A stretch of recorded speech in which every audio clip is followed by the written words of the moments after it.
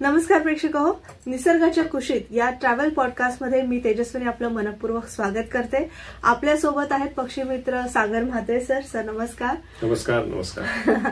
आणि आज सर आपल्याला रण ऑफ कच्छ मध्ये घेऊन जाणार आहेत. तर सरांना मी रण ऑफ कच्छ बद्दल अर्थातच माहिती विचारेल. जरूर. सगळ्यात आधी धन्यवाद. मला वाटतं हा जो निसर्गाच्या कुशीत ही जी सिरीज आहे ही माझ्या मते लोकांना याचा नक्कीच फायदा होईल आणि मला ती पॉप्युलर होताना पण दिसते. सो यासाठी तुमचं धन्यवाद. थँक्यू. आता आपण रण ऑफ कच्छ विषयी बोलू. रण ऑफ कच्छ विषयी बोलायचं म्हणजे मी म्हणेन की एक याच्यात थोडासा मी वेगळा विषय घेतो. आपण एक म्हणतो की ह्युमन परसेप्शन म्हणजे माणूस जे बघतो आणि स्वतःचं एक मत तयार करतो. तर ते human perception Rann of Kutch मध्ये तुम्ही जर वापरलं की रण ऑफ कच्छ मध्ये गेलात तर आता रण ऑफ कच्छ आहे कुठे, तर जे सेंट्रल गुजरात आहे तिथे रण ऑफ कच्छ आहे. म्हणजे थोडक्यात तुम्ही जर अहमदाबादवरनं विरमगावला गेलात आणि मुंबईहून डायरेक्ट ट्रेन सुद्धा आहे तर विरमगाव पासून रण ऑफ कच्छ चालू होतं. आणि जे तुमचा जो भुज वगैरे जिल्हा आहे तिथपर्यंत असतं ते, आणि त्याच्यानंतर ग्रेट रण ऑफ कच्छ येतो. तर हा जो रण ऑफ कच्छचा छोटा भाग आहे म्हणून त्याला लिटल रण ऑफ कच्छ म्हणतात. ग्रेट रण ऑफ कच्छ जे आहे ते पाकिस्तानला लागून आहे. तर जरी आपल्याला लिटल रन ऑफ कच्छ आपण म्हणतो तरी हा जो जिओग्राफिकल एरिया किंवा भूभाग आपण ज्याला म्हणतो तो काही छोटा नाहीये. त्याचं जवळजवळ 5,000 स्क्वेअर किलोमीटर एवढा मोठा एरिया. आता आपण गेल्या एपिसोडमध्ये जिम कॉर्बेट नॅशनल पार्क विषयी बोललो, ते फक्त 1100 स्क्वेअर किलोमीटर आहे. हे त्याच्या 5 पट आहे.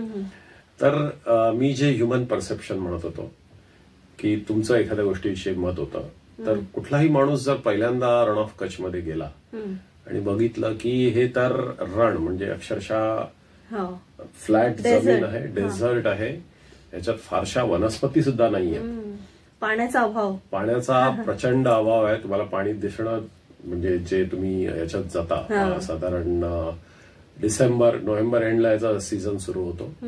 डिसेंबर, जानेवारी, फेब्रुवारी आणि मार्च याच्यात तुम्हाला पाण्याचा असा तिथं टिपूस सुद्धा मधले जर वेटलँड बॉडीज सोडल्या, पाणथळ जागा सोडल्या तर त्या 5,000 स्क्वेअर किलोमीटर मध्ये तुम्हाला पाण्याचा एक थेंब बघणं पण कठीण आहे.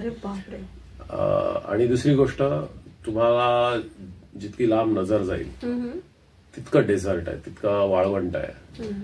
आणि सगळ्यात आधी जे लोक समजा कोकणातनं आलेली आहेत किंवा ज्या लोकांनी हिमालय पाहिलेलं आहे त्यांचं असं परसेप्शन होऊ शकतं की अरे इथे काहीच नाहीये आणि परत येण्याची सुद्धा इच्छा होऊ शकते. पण निसर्ग जो आहे किंवा ज्याला आपण निसर्ग वाचन म्हणूया, ह्याच्यात तुम्हाला पेशन्स ठेवायला लागतो. हे जे रण आहे हे त्याची स्वतःची बायोडायव्हर्सिटी आहे. जरी ती ग्रेट नसली तरी गुड आहे, चांगली आहे. आणि इथला जो रिप्रेझेंटेटिव्ह प्राणी आहे म्हणजे ज्याला आपण इंडिकेटर ऑफ नेचर म्हणूया, तो आहे घडखूर, म्हणजे ज्याला आपण एशियाटिक वाईल्ड ॲस म्हणतो. तर जसा आपला महाराष्ट्रात तुम्ही पाळलेली गाढवा बघता तसा हा एक गाढवासारखा दिसणारा प्राणी आहे.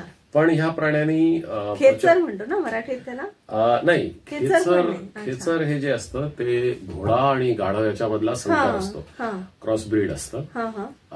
हे प्युअरली गाढव आहे. अरे बापरे. आणि याचं वैशिष्ट्य काय तर हा त्या रणामध्ये एंडेमिक म्हणजे त्या फक्त रणामध्येच आढळेल असा प्राणी आहे. तर आता आपण रणाविषयी आधी बोलूया की साधारण 5,000 स्क्वेअर किलोमीटरचं रण आहे.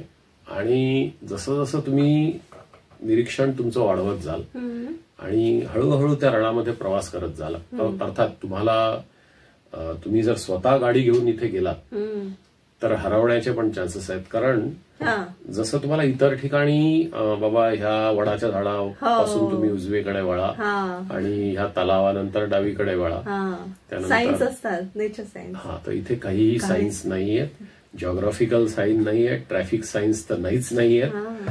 त्यामुळे तुम्हाला ऑफकोर्स गुगल मॅप सोडलं तर तुमचे हरवण्याचेही चान्सेस तेवढेच आहेत. त्यामुळे जाणकार माणसाबरोबर जाणं आवश्यक आहे.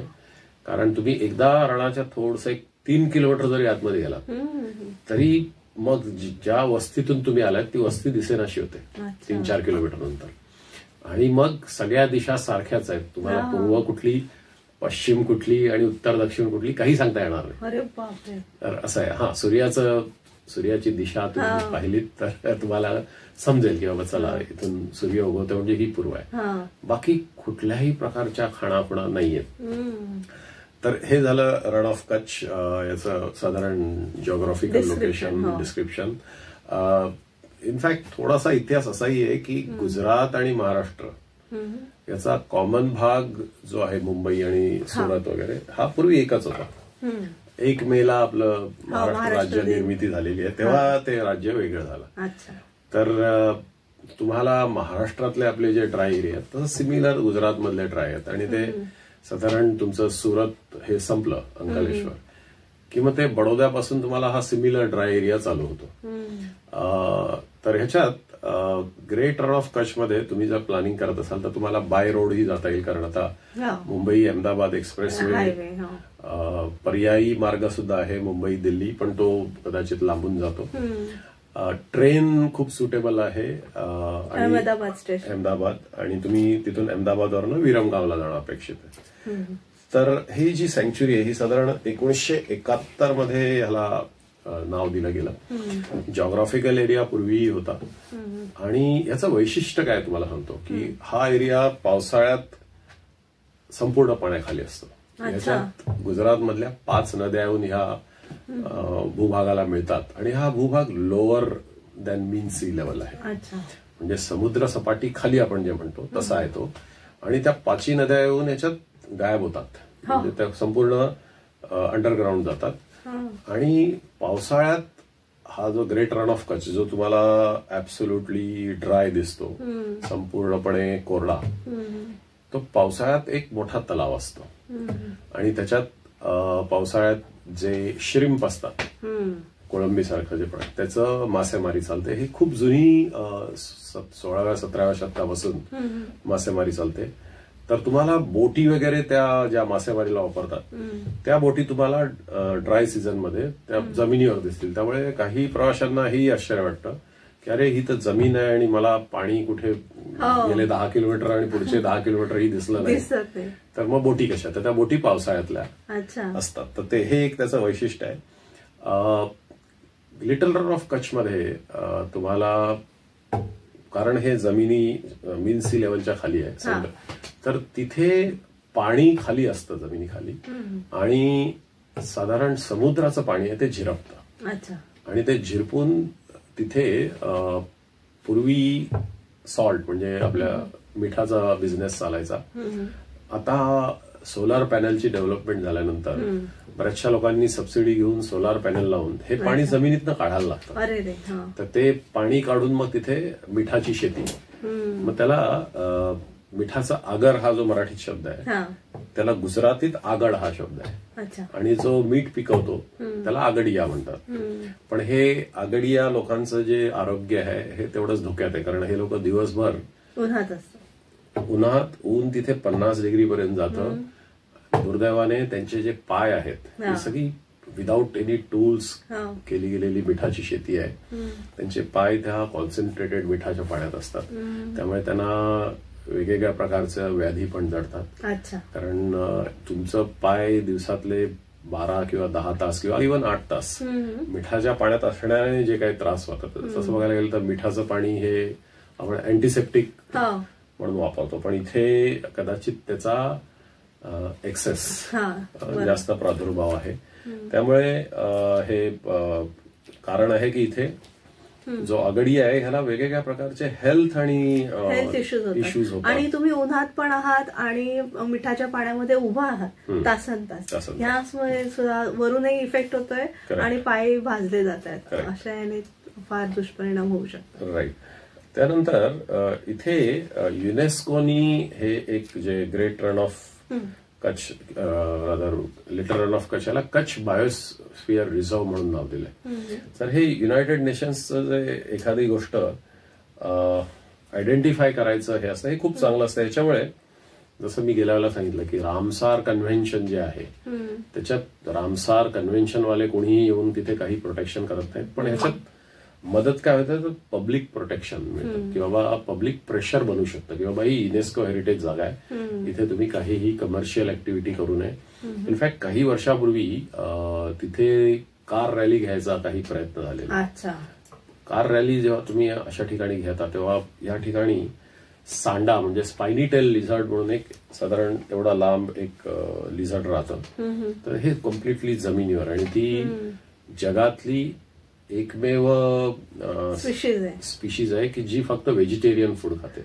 बाकी सगळे सरडे जे आहेत ते नॉन व्हेजिटेरियन. कोणी सरडा ते कीटक खातं, तर कोणी सरडा छोटेसे नाकतोडे वगैरे हे खातं. तर हे जे सांडा जो आहे तो ऑलरेडी मेडिकल युजेससाठी लोकांनी पकडून त्याची खूप हत्या केलेली आहे आणि त्याच्याबद्दल बरेच गैरसमज आहेत स्पायनी टेल लिझर्ड बद्दल.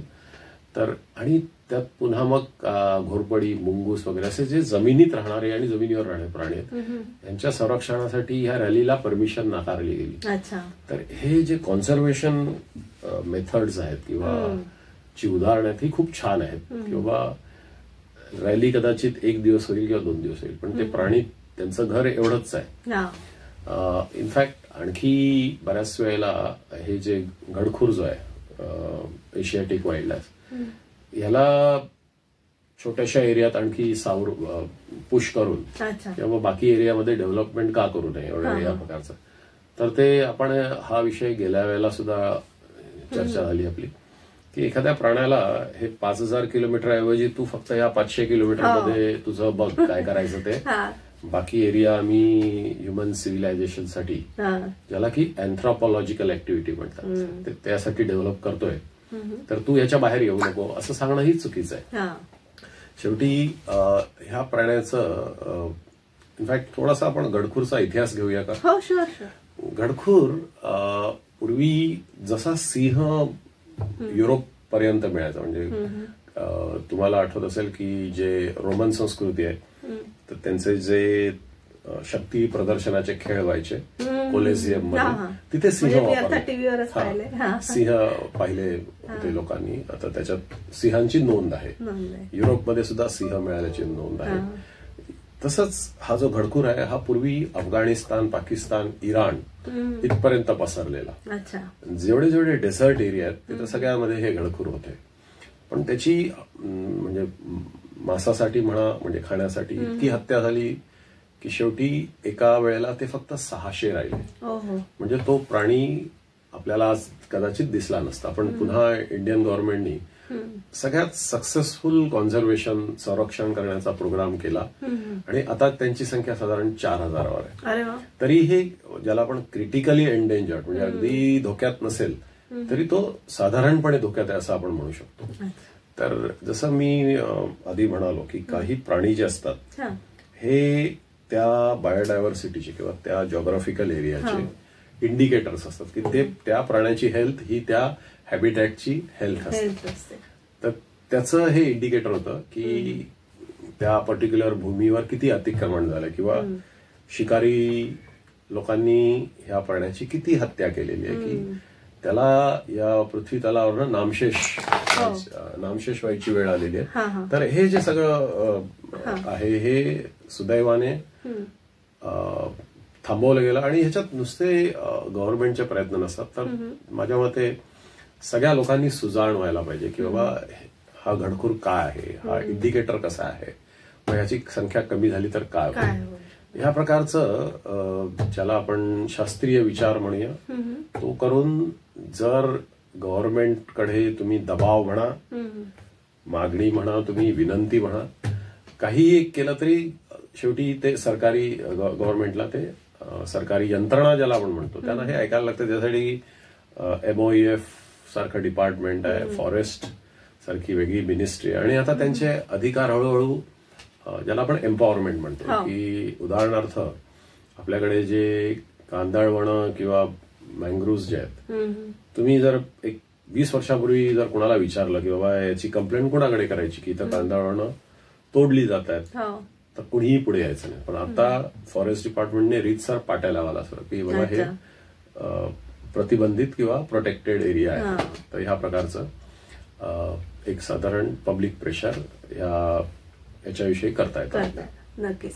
एक छोटीशी विश्रांती घेऊया आणि सरांकडनं जाणून घेऊया रण ऑफ कच्छ बद्दल अधिक माहिती. तुम्ही आस्वाद घेताय निसर्गाच्या कुशीत या ट्रॅव्हल पॉडकास्टचा.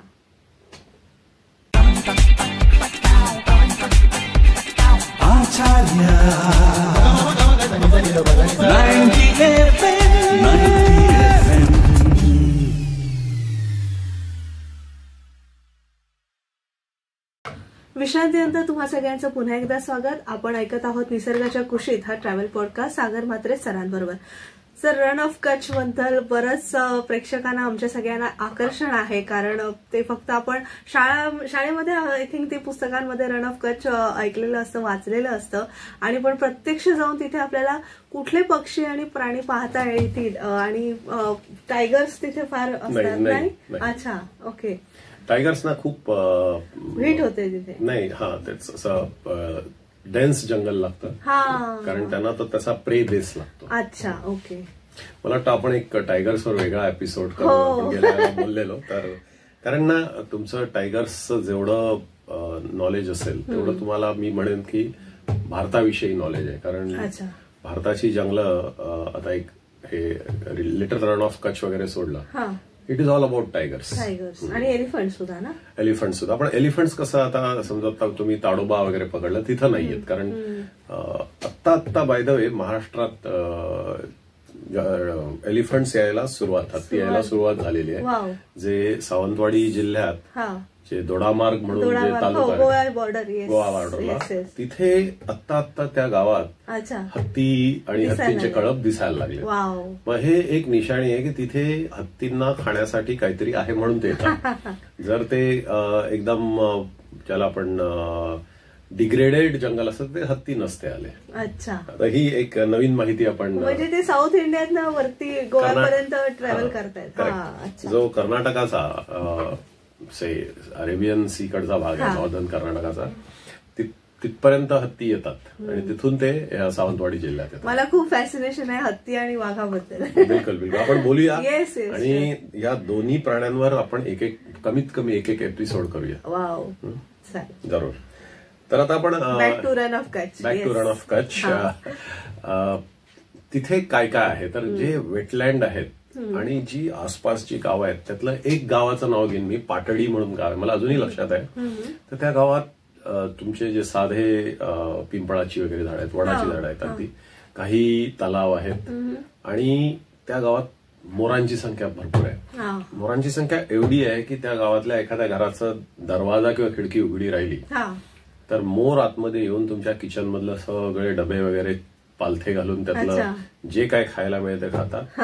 आणि जर एखाद्याचा जो ज्याला आपण दिवाण किंवा कोच म्हणतो, काउच, ते मोरांनी फाडून त्यातले झुरळ इन्सेक्ट वगैरे खाल्ल्याची उदाहरणं आहेत.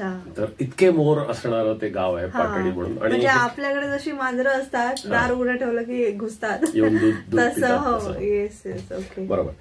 तर त्यानंतर जे वेटलँड आहे तिथे अगदी रेअर जे बर्ड्स आहेत आणि जे मायग्रेशन करतात रशिया आणि युरोपमधनं, हे बर्ड्स आणि यातले डक्स आहेत बरेचसे, आणि पेलिकन्स या पक्षाचं नाव घेणं खूप आवश्यक आहे. कारण पेलिकनचं जे साईज आहे त्याचं एवढं प्रचंड मोठं, म्हणजे या टेबलापेक्षा पाऊण हिस्सा एक पेलिकन असतो. पेलिकन म्हणजे ह्याच्यात 3 जाती असतात. पेलिकन म्हणजे या प्रकारचा पक्षी की त्याच्या चोचेला समोर असा पाऊच असतो आणि त्याच्यात मोठा मासा किंवा एखादा छोटा बदक वगैरे तो जाऊ शकतो. आणि हे जे पेलिकन आहेत ह्यांचं जे फिशिंग आहे, जास्तीत जास्त फिश खातात. आणि ज्या वेळेला रण ऑफ कच्छ मध्ये पाणी मुबलक असतं त्यावेळेला पेलिकन्सचे थवेचे थवे येतात. आणि यांचं फिशिंग कसं चालतं हे एक इंटरेस्टिंग गोष्ट आहे. हे काय करतात पेलिकन, एक मोठं सर्कल फॉर्म करतात, कम्युनिटी फिशिंग करतात. हे त्याच्यात साधारण एक 20 ते 50 पेलिकन्स असतात आणि ते सगळे पंख मारत आणि पाय मारत गोल असा लहान लहान करतात, गोल मोठा गोल करतात आणि मग ते जवळ येतात आणि मग त्यातला 1 किंवा 2 पेलिकन बुडी मारून त्या गोलामध्ये जेवढे मासे आहेत ते एकत्र खाऊन टाकतो. आणि ह्यांचं मासे खाण्याची कॅपॅसिटी प्रचंड असते. म्हणजे त्यांचा जो तो चोचीखालचा जो पाऊच आहे तो सगळा भरून जातो आणि ते एका गल्प करतात. हा, म्हणजे अनलाईक ऑस्प्रे किंवा इगल ते असा तोडून नाही खात, अख्खा मासा तो आतमध्ये जातो आणि त्यानंतर पुन्हा ते सर्कल करतात, पुन्हा सगळे दूर जातात आणि पुन्हा पंख आणि पाय मारत मारत जवळ येतात, पुन्हा दुसरा पेलिकन बुडी मारतो आणि तो त्या सगळे एकत्र माशांना कन्झ्युम करतो. तर या प्रकारे हे पेलिकनचा जे कम्युनिटी फिशिंग बघताना आमचे किती तास गेले आणि ते खूप रंजक आहे. म्हणजे आता ऐकताना जर एवढं इंटरेस्टिंग वाटतंय, बघताना तर किती ना. बिलकुल. त्यानंतर फेमस आहे आपलं जे हे आहे Little Rann of Kutch, Indian grey wolf साठी. इंडियन ग्रे वुल्फ प्रमाणेच डेझर्ट फॉक्स, त्यानंतर तिथे तुम्हाला एशियाटिक गोल्डन जॅकाल म्हणून एक सुंदर जॅकाल, म्हणजे दोन्ही ह्याचा आपण मराठीत कोल्हाच म्हणतो, पण जो एशियाटिक गोल्डन जॅकाल आहे त्याला एकदम गोल्डन फर असतो आणि पाठीवर ब्लॅक असं हे असतं. तर हे दोन्ही प्राणी तिथे दिसतात. याचप्रमाणे काही रेअर प्राणी की जे आणखी, पण एक गोष्ट नक्की असते की तिथे जे काही प्राणी आहेत त्यांनी सगळ्यांनी कमी पाण्यावर कसं जगायचं हे याला अडॉप्ट करून घेतलेलं आहे. याचप्रमाणे तिथल्या ज्या वनस्पती आहेत त्याही याच प्रकारे. आणि मग त्यात जे मी गेल्या वेळेला आपल्या मँग्रोव्ह बद्दल एकदा उल्लेख केलेला की साल्वाडोरा पर्सिका म्हणून जी वनस्पती आहे की जी सॉल्टी याच्यात पण व्यवस्थित राहते. इनफॅक्ट आपल्या मँग्रोव्ह मध्ये हे भरपूर आहेत आणि मग त्याला फळं येतात छोटी छोटी. तर साल्वाडोरा पर्सिका आणि ज्युलियाफोरा म्हणून एक इन्व्हेसिव्ह स्पीसीज आहे जी की साऊथ अमेरिकेमधनं आणलेली. तर ही ऍक्च्युली राजस्थानमध्ये त्यांच्या महाराजांनी की बाबा दुष्काळात जनतेला सरपण मिळावं म्हणून ती ज्युलियाफोरा अक्षरशः त्यांनी विमानातनं टाकलेली. पण तिचा मध्ये मधल्या काळात एवढा प्रसार झाला आणि ते जमिनीतलं पाणी वगैरे सगळं शोषून घेते. तर ह्या प्रकारचा, त्यामुळे ह्या ज्या जमिनीत जे गुजरातचा जो सेंट्रल भाग आहे कच्छचा, याच्यात खूप कमी पाणी, म्हणजे पावसाळा पडेपर्यंत तलाव असतो आणि त्यानंतर ते सगळं पाणी जमिनीत झिरपून जातं. त्या 5 नद्या गायब होतात आणि त्यानंतर मात्र तुमचं ड्राय राहतं आणि मग त्याच्यात सॉल्ट. ज्या वेळेला समुद्राची भरती येईल त्यावेळेला हळूहळू काही ठिकाणी पाणी पण दिसायला लागतं, पण पुन्हा होटी आली की ते पाणी निघून जातं. मग हे सगळं सायकल जे आहे याच्यात अनेक प्रकारचे पक्षी, मी पेलिकन सांगितलं, डोमिसेल क्रेन म्हणून काही पक्षी येतात ते सुद्धा तिथे आहेत. त्यानंतर व्हाईट टेल्ड लॅपिंग म्हणून जो ह्या पर्टिक्युलर ड्राय डेझर्टमध्ये दिसणारा प्राणी आहे. त्यानंतर डेझर्टमध्ये, फक्त डेझर्टमध्ये मिळणारे म्हणून असे कमीत कमी 100 पक्ष्यांच्या जाती असतील की त्या तिथे आहेत आणि त्या दुसरीकडे तुम्हाला मिळत नाहीत. विविध प्रकारचे साप, त्यानंतर एक शॉर्ट इयर्ड आऊल म्हणून असतं. तर ते आऊल नेहमी झाडांच्या आडोशाला वगैरे असतं आणि त्याचे जे इयर म्हणजे कानावरचे जे पिस आहेत टप्स, तर ते त्याची साधारण उंची, ते जे गवत किंवा झाड आहे त्याच्या उंची बरोबर येते आणि तुम्हाला सुरुवातीला असं दिसेल की ते पण काहीतरी पानं किंवा गवत आहे म्हणून. तर इतक्या याच्यात तो लपलेला असतो. त्यानंतर मी मगाशी सांगितलं की स्पायनी टेल्ड लिझर्ड, सांडा ह्यासारखे अॅनिमल, पेंटेड स्टॉर्क आणि जे रंगीत करकोचा वगैरे हे तिथले खूप कॉमन आहेत. जे काही फिश पकडून खातात हे सगळे स्टॉर्क्स, स्पूनबिल झाला म्हणजे चमचा ज्याला आपण मराठीत म्हणतो, हे अगदी सगळे कॉमन आहेत. मग ह्याच्यात प्राण्यांमध्ये जे निशाचर म्हणजे आपण ज्याला नॉक्टर्नल म्हणतो, त्याच्यात बरेचसे खूप रेअर, म्हणजे तुमचं ज्याला सायाळ म्हणतो आपण, इंडियन पोर्क्युपाईन, सायाळ. त्यानंतर एक अगदी इतका छोटासा, आणि ज्यावेळेला कोणी आलं की त्याचा बॉल बनतो फर, तो एक प्राणी आहे. ते सुद्धा तिथे भरपूर आढळतात. दोन्ही प्रकारचे मुंगूस, म्हणजे इंडियन ग्रे मुंगूस आणि दुसऱ्या प्रकारचा एक मुंगूस, लिटल मुंगूस किंवा ज्याला आपण ड्वार्फ मुंगूस म्हणतो, हे सगळे मुंगूस तिथे प्रामुख्याने आढळतात. साप भरपूर आहेत. तर हे सगळं मिळून एखाद्या माणसाने जर 2 ते 3 दिवस लिटल रन ऑफ कच्छ मध्ये एखाद्या गाईडच्या मदतीने जर हे बघितलं तर कुठल्या सीझन मध्ये एक पर्यटकाने गेलं पाहिजे. करेक्ट. मी सांगितलं की बाबा नोव्हेंबरमध्ये सुद्धा तिथली थोडी जमीन ओली असते, कारण पाऊस पडून गेलेला असतो सप्टेंबर पर्यंत. डिसेंबर ते मार्च हा जो सीझन आहे. आणि याच्यात आणखी 2-4 गोष्टी म्हणजे जे रॅप्टर्स म्हणजे बर्ड्स ऑफ प्रे ज्याला म्हणतो. आता मी जेवढे बर्ड्स सांगितले ते बर्ड्स ऑफ प्रे नव्हते, ते साधे पक्षी आहेत जे की मासे खातात किंवा जे यातले डक्स आहेत ते गवताचे काही भाग किंवा इन्सेक्ट्स वगैरे खातात. बर्ड्स ऑफ प्रे मध्ये सगळ्यात मोठे बर्ड म्हणजे एक ईस्टर्न इम्पिरियल ईगल आणि दुसरे म्हणजे ईगलच्या बऱ्याच स्पीशीज. ह्याच्यात तुम्हाला गोल्डन ईगल, त्यानंतर अशा ईगलच्या ज्या स्पीशीज की ज्या म्हणजे मोठ्यापासून मीडियम पर्यंत हे सगळे तिथे मायग्रेट होऊन येतात या हिवाळ्याच्या काळात. आणि सगळ्यात वेगाने उडणारा पक्षी जो आहे पेरेग्रीन फाल्कन हा तिथे असतो. आणि हा पक्षी दुसऱ्या पक्ष्यांवर अक्षरशः जातो. म्हणजे जे कबुतर वगैरे असतात जंगली म्हणा, त्यांना स्पीडमध्ये म्हणजे त्याचा जो अटॅक असतो तो एखाद्या सामान्य पक्षाला त्याचा जो स्पीड असतो आणि त्याचं जे एक नख लागतं ते त्याला सायकोलॉजिकली बेशुद्ध करायला पुरेसं असतं. त्यानंतर म्हणजे तो प्राणी इतका शॉक होतो, इतका ह्याच्यात जातो ज्याला आपण ट्रॉमा म्हणतो, की त्यानंतर तो कदाचित उठतच नाही. तर ह्या प्रकारचे पक्षी आहेत. हा, माझा एक व्यक्तिगत अनुभव तिथला सांगतो की मला तिथे गेल्यानंतर एका पर्टिक्युलर सफारीवर माझ्याबरोबर एक साधारण एक 20-21 वर्षाचा एक ड्रायव्हर होता, यंग. आणि आम्ही एका ठिकाणी जात होतो आणि सडनली आम्हाला दिसलं की एक कोल्ह्यापेक्षा मोठा प्राणी आहे म्हणून. आणि आम्ही बघतो तर साधारण इंडियन ग्रे वुल्फ अडल्ट. आणि त्याला आपण हेही म्हणू शकतो की त्यांचा जो कळप असतो त्यात एक अल्फा मेल असतो, तर तो अल्फा मेल असावा कदाचित. तो ह्या टेबलापेक्षा जास्त उंच होता आणि त्याला बहुतेक भूक लागलेली आणि तो शिकार बघत होता. आणि त्यांनी काय करावं, आम्ही जसं त्याला निरीक्षण करत गेलो तो आमच्या जीप भोवती असे सर्कल करत गेला आणि हळूहळू तो जीपच्या जवळ यायला लागला. आणि हे जेवढे ग्रे वुल्फ म्हणजे जे लांडगे आहेत हे सगळे माणसांवर अटॅक करण्यासाठी प्रसिद्ध आहेत. तर माझा ड्रायव्हर घाबरला की बाबा सर ये अटॅक तो नहीं करेगा, हा मला विचारतोय.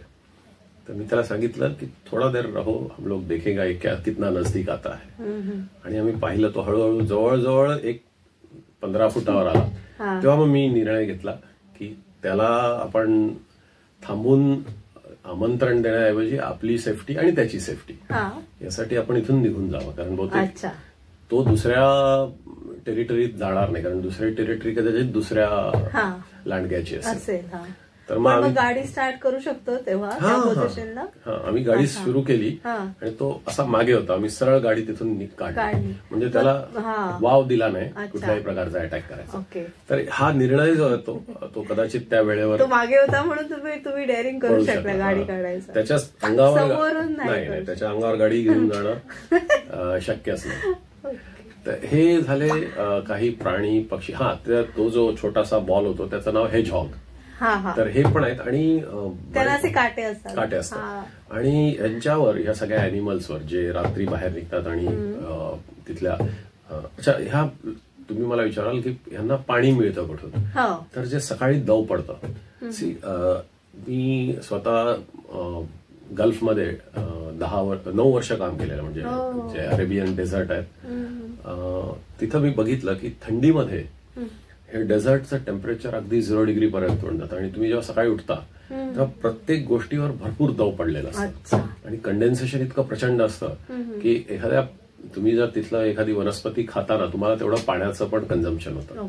तर आणि त्यातल्या त्यात ह्या बऱ्याच सायंटिस्टनी एक्सपेरिमेंट करून, खास करून या हेजहॉगवर, बाबा हा प्राणी असा काय खातो, तर त्यांना 30 दिवस संपूर्ण ड्राय केलेलं फूड दिलं.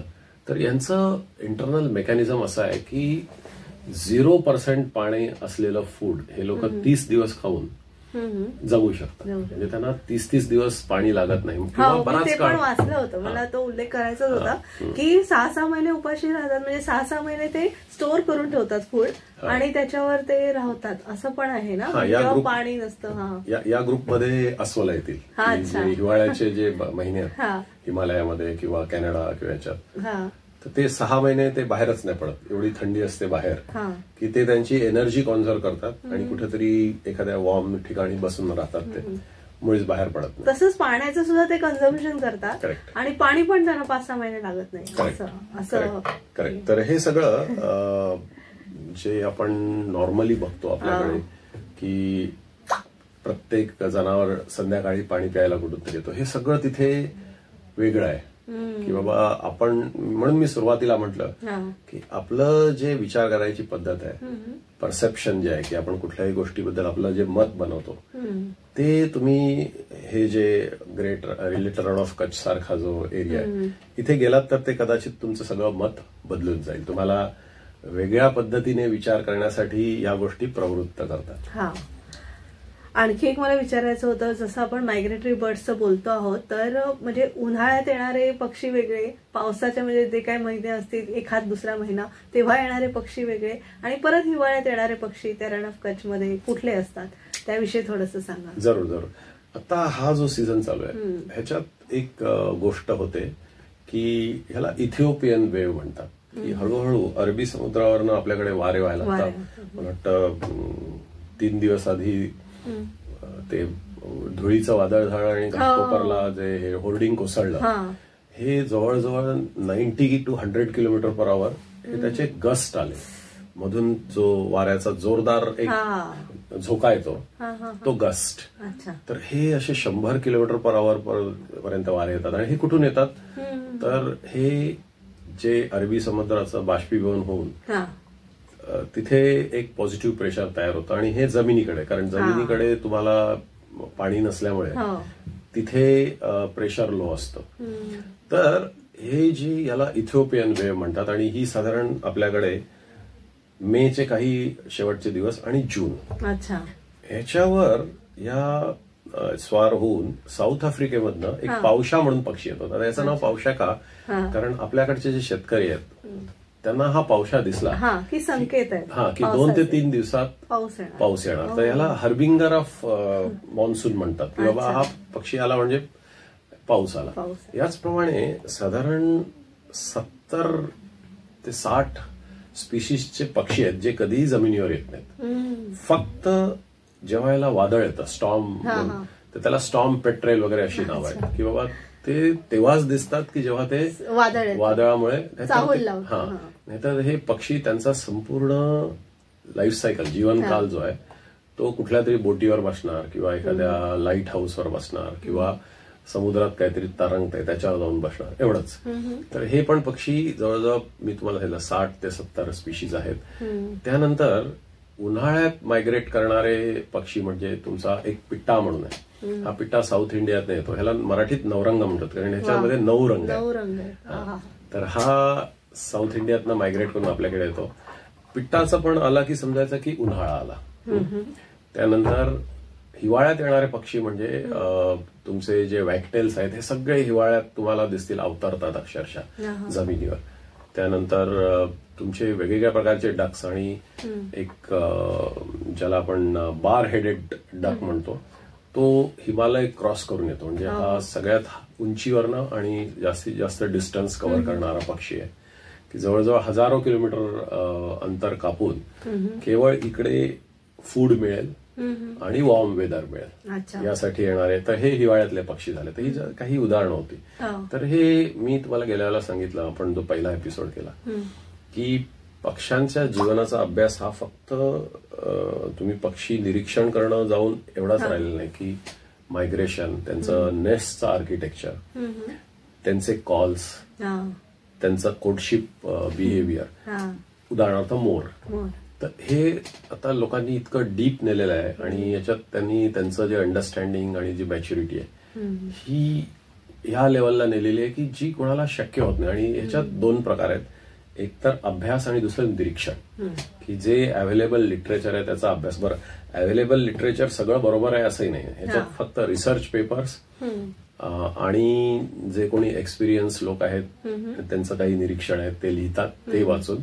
तर हे आता हळूहळू एक प्रचंड अवेअर अशी कम्युनिटी ज्याला म्हणतो आपण, खूप माहिती असलेली कम्युनिटी एक तयार होते. आणि मला आनंद वाटेल की ह्या कम्युनिटी बरोबर काम करणं आणि त्यांचं ऐकून लोकांना मी ते एज्युकेट म्हणा किंवा खरंच फार मोठं काम आहे. म्हणजे तुमचा अभ्यास बोलण्यातून दिसतोय आणि तुम्हाला प्रत्येक आपल्याला कुठल्याही पक्षाविषयी तुम्हाला सगळ्या स्पेशीसची सगळी माहिती आहे, ते एक वाखाणण्याजोगं आहे.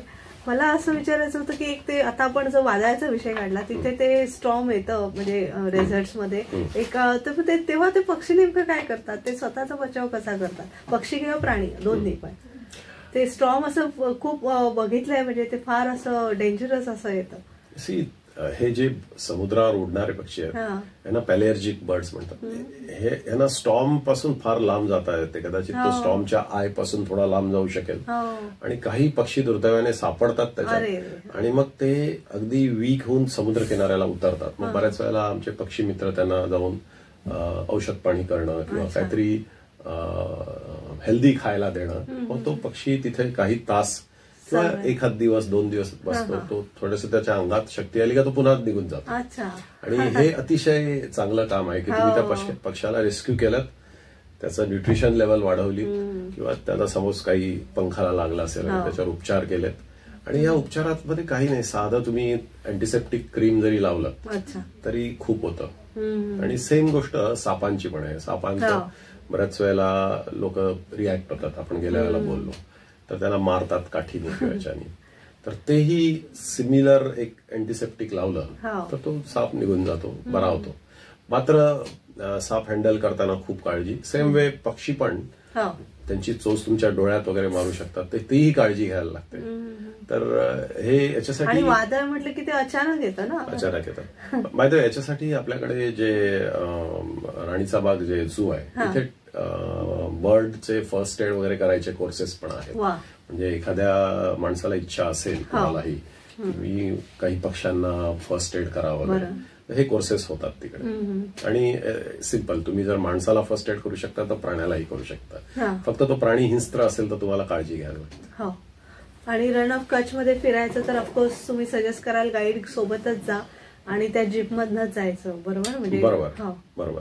आणि आता तुम्ही जर गुगल मॅप्सवर शोधाल की बाबा safari, little Rann of Kutch safari किंवा बर्ड वॉचिंग, तर तुम्हाला गुगल मॅप्समध्ये असे भरपूर विरमगाव मधले आणि आसपासचे गाईड्स मिळतील. मी जेव्हा जायचो, जेव्हा मी यंग होतो तेव्हा गाईड्स खूप कमी होते. ते आम्हाला ते अक्षरशः आमचे जे रेफरन्स बुक्स असायचे की लोनली प्लॅनेट किंवा bird watchers guide in India म्हणून, तर त्यातनं त्यांचे फोन नंबर शोधून त्यांना लँडलाईनवरनं फोन करून 1 आठवडा आधी त्यांना नोटीस देऊन की बाबा आम्ही येतोय, तुम्ही सोय करू शकाल का.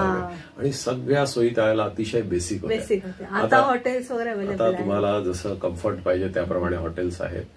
काही हॉटेल्स अगदी लोकल आर्किटेक्चर वगैरे आहे त्यांचं, तेही सुंदर. आणि त्यांच्या आवारात बरेचसे पक्षी वगैरे येतात. म्हणजे तुम्हाला तिथल्या आवारात बसून त्यांच्या कमीत कमी 10 स्पीशीज बघायला मिळतात.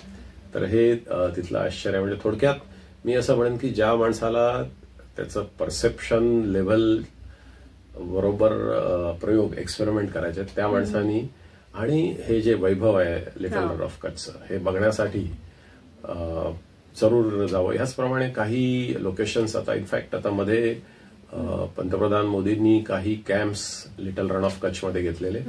तिथे एक लोकेशन आहे की जिथे सगळं जमिनीवर सॉल्ट पसरलेलं आहे, पांढरं, आणि ते पौर्णिमेच्या रात्री बरेचसे लोक जातात तिथे. ते ज्याला आपण व्हाईट सँड म्हणतो तसं ते एक फील येतं. म्हणजे तो सगळी जमीन चमकते पौर्णिमेच्या रात्री. तर तसेही लोकेशन्स तिथे आहेत. तिथं तुम्ही जर मला विचाराल की तुम्ही तिथे गेल्यावर काय मिळतं, तर मला अजूनही आठवतं बाजरीची भाकरी आणि त्यांच्या घरचं दुधाचं काढलेलं लोणी आणि सोबत लाल मिरचीचा ठेचा, असं एक सुंदर जेवण अगदी लोकल, आणि त्याच्याबरोबर दही. तर या प्रकारचं जेवण आम्ही एन्जॉय केलेलं आहे. तर हे सगळं लोकल फेअर्स ज्याला म्हणतो, असं बऱ्याचशा स्पेशालिटीज आहेत तिथे.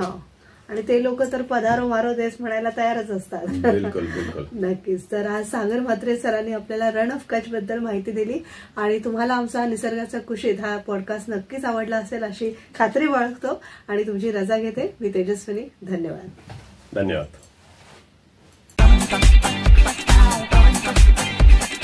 Acharya 90